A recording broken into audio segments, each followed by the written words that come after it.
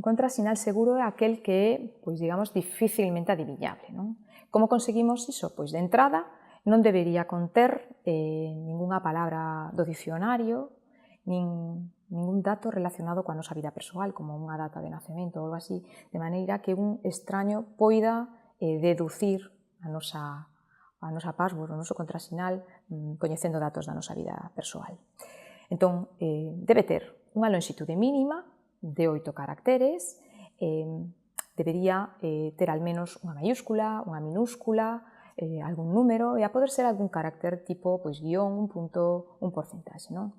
O problema con estes contrasinais tan seguros é que logo non nos acordamos deles, non? Entón, unha boa regla, se queremos para xeralos, podía ser, pensar nunha frase que nos guste, dunha letra dunha canción, e que, por suposto, vayamos a recordar despois, quedarnos coa inicial de cada palabra, asegurar que temos aí polo menos esos 8 caracteres, e empezar a facer variacións, cambiar algunha minúscula por maiúscula, algunha letra transformala no número, por exemplo, se temos unha E, cambiala por un 3, se temos unha O, poñer un 0, e engadir algún carácter, pois é un guión, un punto, o que nos pareza.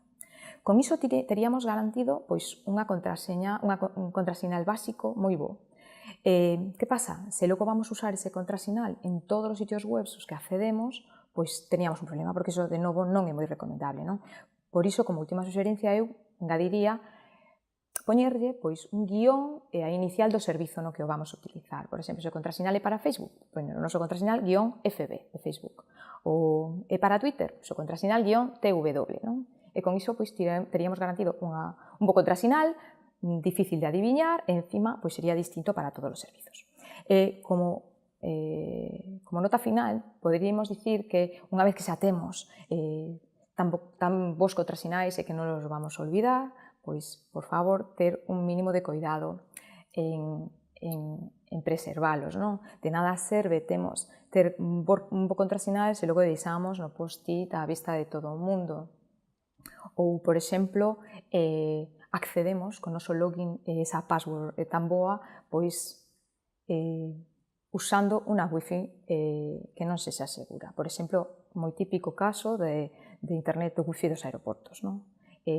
Non é para nada recomendable que un usuario entre nun sitio que requira usuario e contraseña usando ese tipo de wifis que non son seguras, porque é moi fácil que outro usuario este vigilando, e non fai falta ser un experto hacker para obter este tipo de información, e copiar e ver como pasan sen cifrar todos esos datos, o noso nome de usuario e a nosa contrasinal.